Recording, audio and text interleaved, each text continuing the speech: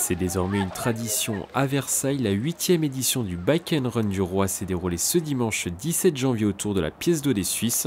Au programme, un parcours de 12,8 km. Un parcours qui allie à la fois des zones techniques et des zones un peu pointues. Donc il vaut mieux être entraîné. Il y a pratiquement 13 km à faire, ce qui peut paraître peu, mais qui, lorsqu'on a fait l'effet, font que c'est assez éprouvant.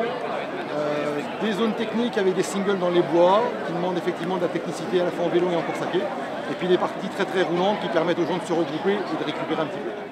Cette année, la neige s'est invitée pendant le rendez-vous sportif, rendant les conditions de course plus extrêmes. On est en hiver, donc un peu de froid, un peu de neige, beaucoup de boue.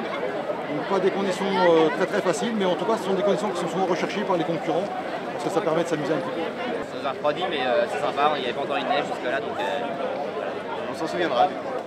Dans l'épreuve masculine, Fabien Combalusier a remporté pour la 5e fois en 6 ans la course du Roi. Le sportif licencié à Versailles est monté sur la plus haute marche du podium avec son coéquipier Krylan Lebihan avec un temps de 43 minutes et 24 secondes.